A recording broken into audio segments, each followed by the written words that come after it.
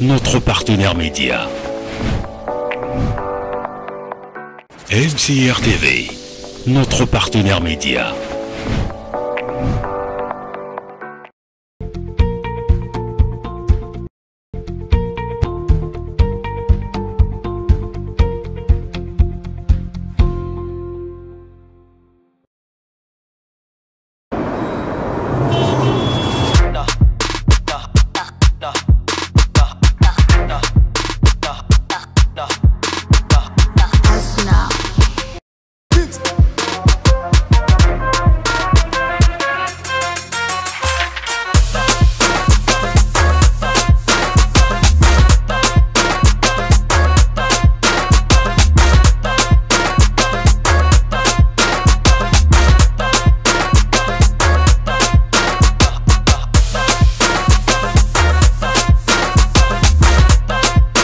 Congolais et Congolaises, à l'occasion de la fête nationale, Orca organise une grande promo Lipanda du 1er au 14 août 2024. Alors, c'est de moins 30 à moins 70% sur tout le magasin. Et n'oubliez pas, il y a une super tombola avec de nombreux chèques cadeaux et une maison complète à gagner.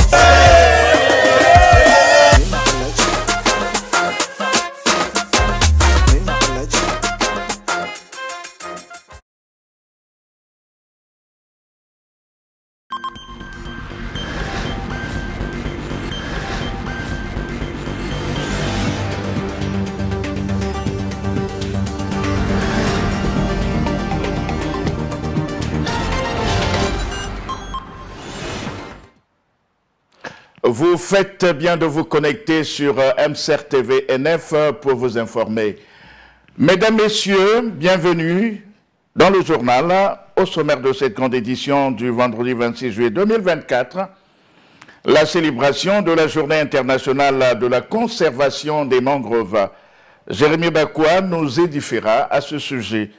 Et le constat ces derniers temps d'une vague de détournement des deniers publics constituera la trame de notre éditorial qui portera la griffe de Moueti Tivongo. Enfin, nous épinglerons cette annonce relative à l'augmentation sous peu des prix de transport en commun qui défraie déjà la chronique sur les réseaux sociaux. Dans une poignée de secondes, les détails.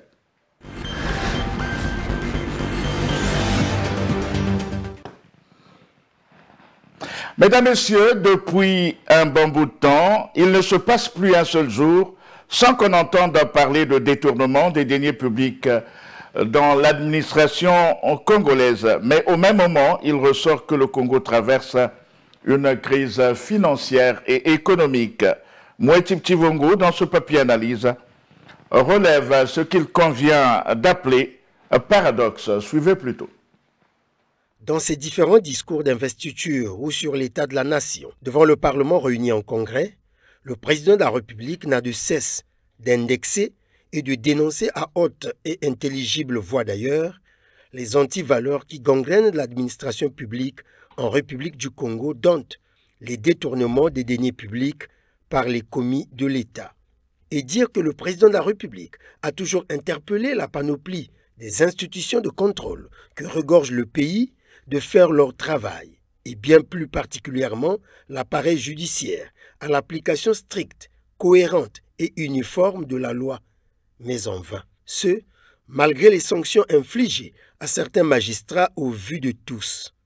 Personne ne semble craindre, même pour sa dignité. La vague de détournement des deniers publics passe pour être la norme pour tous ceux qui croisent le bonheur de gérer une administration publique dans mon pays. Pendant que l'on crie que les caisses du trésor public sont au rouge, il y en a dans le pays qui se targuent le luxe de détourner des millions, que dis-je, des milliards, destinés à couvrir des dépenses publiques vitales, dont le paiement des pères et mères de famille qui croupissent aujourd'hui sous une misère à peine croyable pour des salariés. Des réseaux des détourneurs des fonds publics semblent avoir systématiquement infiltré la quasi-totalité des services publics, en l'occurrence les régies financières, qui semblent être les maîtres d'œuvre dans ces forfaits qui endeuillent, s'il vous plaît, les familles congolaises. Le cas certainement le plus récent de cette vague de détournement doit être celui de l'hôpital général de Dolisie, où l'on parle de plus de 43 millions de francs CFA qui seraient détournés à l'avantage des membres du réseau des détourneurs professionnels du Congo, en sigle RDPC. Voilà certainement certaines causes de la vague des grèves que connaît le pays ces derniers temps. Adopté par la conférence générale de l'UNESCO en 2015 pour souligner l'importance que revêt cet écosystème particulier et fragile, la journée internationale pour la conservation des mangroves permet de sensibiliser les décideurs et les communautés pour mener des actions visant à sauver les zones humides. Jérémy Bakwa nous fait le point à ce sujet. Par son important rôle en tant que réservoir de biodiversité et niche de production des espèces aquatiques, mais aussi de protecteur du littoral contre les vents violents et d'atténuation du changement climatique, la mangrove est un gage de sécurité pour les communautés locales. À Pointe-Noire, la zone de Mazra revit petit à petit. L'association Le Renap, il y a 10 ans, a mis à reboiser la mangrove que nous avions en face. C'est l'œuvre du réseau national agropastoral et de l'environnement. Mais il y a 10 ans, nous avions reboisé la mangrove. Et ça serait pour nous une fierté de voir cette œuvre se pérenniser si on avait fait de Pointe-Noire une zone où l'on reboisait chaque année ne fût-ce qu'un mètre de mangrove. Malheureusement, ces espaces humides subissent aujourd'hui les effets néfastes de l'homme, d'où leur réhabilitation et leur protection dans le pays où elles existent. Aussi est-il important de sensibiliser sur la vulnérabilité de ces écosystèmes. Nous n'avions pas les possibilités de sensibiliser. La mangrove est constituée elle-même de la zone humide, de poissons et des espèces qui y habitent. Il y a même d'une espèce d'eau qui n'est pas de l'eau douce, mais de l'eau saumâtre. Et aujourd'hui, nous sommes très gais de constater que dans cette poche de mangrove en face de nous, il y a des espèces qui peuvent régénérer. Ce qu'on de mener serait une action typiquement d'amener l'homme sur le terrain. Notons qu'en Afrique, 30% de la surface côtière des mangroves ont été dévastées en 25 ans.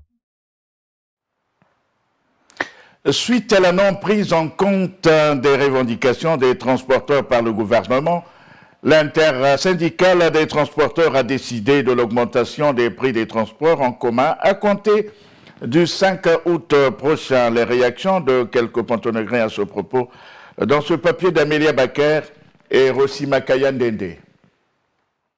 À partir du 5 août prochain, les prix des transports connaîtront une augmentation sur toute l'étendue du territoire national. 250 francs le bus, 1500 francs CFA la course taxi pour le transport en commun, une augmentation de 20% pour le transport voyageur et de 30% pour le transport maritime. Cette information publiée par l'intersyndicale des transporteurs a fait réagir quelques Ponténégrins. C'est normal parce que d'abord le citoyen lambda n'a plus d'argent et augmenter encore même de 50 francs, c'est pas bon. Voilà pourquoi je dis que c'est pas normal avec le panier de la ménagère.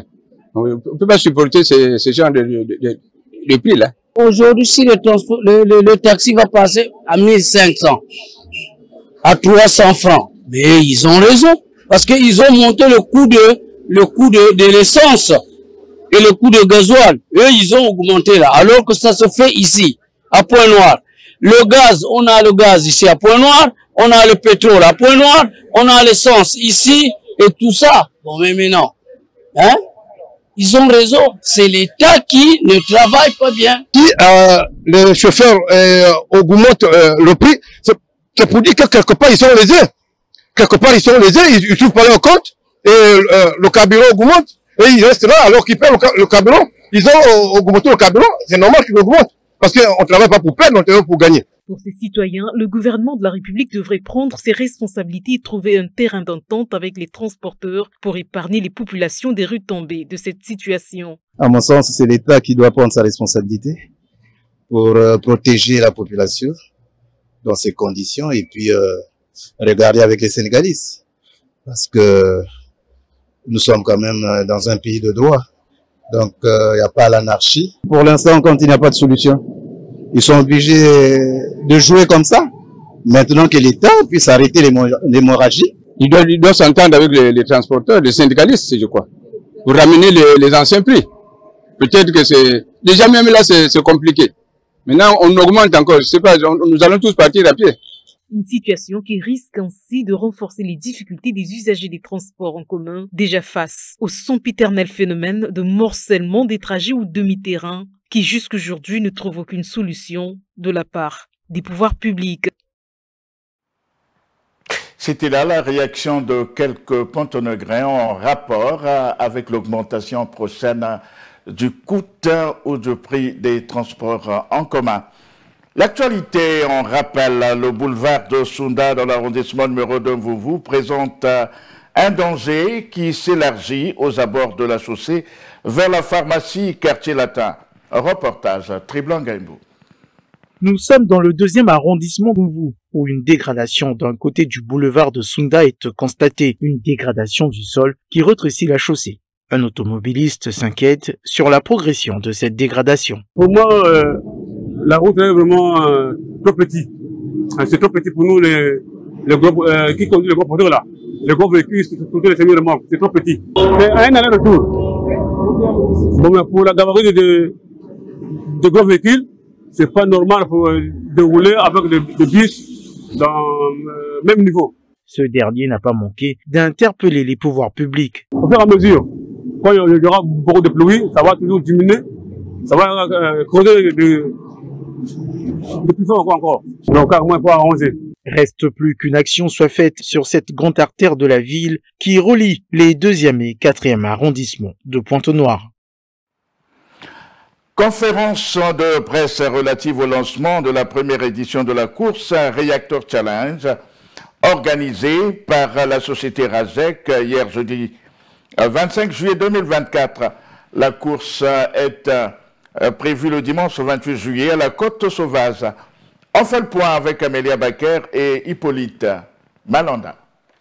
Dénommé Reactor Challenge, cet événement sportif destiné aux consommateurs de la boisson énergisante Reactor prévoit une course de 15 km autour de la Côte Sauvage et des épreuves diverses. Face à la presse locale, les organisateurs ont expliqué le leitmotiv et les principes du jeu. La marque Reactor est une marque de boisson énergisante qui a pour ambition d'accompagner ses consommateurs dans tout ce qu'il fait comme effort et surtout les accompagner dans le dépassement de soi. Pour crédibiliser justement cette ambition-là, nous avons décidé d'organiser une compétition qui permette aux consommateurs de mettre en évidence les efforts qu'ils peuvent faire et montrer jusqu'où on peut dépasser ses propres limites. On prendra les gens à partir de 18 ans et plus. Les gens qui sont enceintes n'auront pas accès à ça.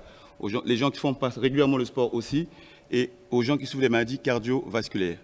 Le challenge va se baser sur 3 étapes. La première étape, nous passerons à un échauffement. Après l'échauffement, la deuxième étape consistera à courir, à faire le tour de la côte. Il s'avère qu'un tour de la côte vous prend 3 km, il faut en faire 5 d'abord. Il faut faire les 5 tours de la côte et il y aura un parcours. Le parcours va être basé sur des obstacles. Les obstacles vous emmènent à des chemins. Chaque 100 mètres, vous aurez droit à un obstacle. Il y en aura 10. Il faut que vous ayez fini les 5 tours de la côte et les 10 obstacles pour que disent que vous êtes premier. Les questions des journalistes ont permis ainsi aux organisateurs d'éclairer la lanterne des consommateurs sur les enjeux de cet événement. L'occasion également pour Rajec d'apporter quelques précisions au sujet de la consommation de Reactor, mais aussi sur les dispositions sécuritaires prises lors de la course. On a un partenaire qui est la SCAB, qui contribue à organiser la sécurité sur l'événement. On aura aussi le soutien de la police nationale. Donc au niveau sécuritaire, je pense qu'il n'y a pas d'inquiétude à faire. À partir de demain, nous aurons une caravane mobile qui va sillonner dans tout Pointe-Noire avec justement des tickets qui seront en vente. D'où nos équipes qui vont travailler sur place vont présenter l'opération, mais vraiment de façon détaillée, d'activer et d'aller vers justement les participants. Qu'est-ce qu'ils vont gagner? Je peux vous garantir, il y aura de l'argent. Mais le montant, ça sera une surprise. Produite au Congo depuis 2010 par la société Rajec, la marque Reactor est présente dans 12 pays d'Afrique. Notons que cet événement se tiendra également à Brazzaville le dimanche 4 août prochain. Venons-en au concert inoubliable. C'est le concept mis en avant par le producteur Brusnel Mugunga, président-directeur général de Vision TV, qui est produit ce samedi 27 juillet au canal Olympia, le concert live de l'artiste musicien congolais Sosé. À cet effet, une conférence de presse a été animée par le comité d'organisation de cet événement. On fait le point dans ce reportage. Un parterre de journalistes de Pointe-Noire était mercredi 24 juillet en présence de l'artiste musicien Sosé et du comité d'organisation de son concert live de ce samedi 27 juillet au canal Olympia. Brusnel Mungunga a bien voulu présenter le concept « Concert inoubliable ». Nous voulons tout simplement changer les choses, amener une touche pour rendre ce concert inoubliable. Premièrement, concernant la sécurité, vous allez demander ceux qui ont fait avant nous les concerts à Canal Olympia. Les gens qui se retrouvent au standard finissent par venir envahir ceux qui sont au VIP. Et c'est toujours comme ça souvent. Mais nous, on veut que ça soit plus du tout comme ça. Deuxièmement, nous avons rehaussé le niveau sur la majorité des artistes. Lorsqu'on fait des concerts, excusez-moi mes frères, on n'a pas du respect pour nos artistes. Vision TV essaie de donner la hauteur et la place à ces artistes. L'artiste Sosé, très enthousiaste, rassure qu'il s'est suffisamment conditionné pour être à la hauteur de cette occasion qu'il a longtemps attendue. J'ai beaucoup de fans qui ont grandi avec ma musique, c'est-à-dire que j'ai des gens qui m'écoutent depuis 2015, 2016, mais qui n'ont jamais eu l'occasion de venir m'assister. Pourquoi? Parce qu'en général, je me produisais en showcase. Mais les showcases, tu sais que ça coûte cher, c'est pas tout le monde qui a accès. Et donc pendant longtemps, beaucoup de gens m'ont demandé, mais c'est quoi le concept? Et là, cette forme-là, ça va être un événement de jour. En général, moi, je me produis la nuit. C'est-à-dire qu'on dit sur l'affiche showcase 20h, et même que je monte sur scène à 1h.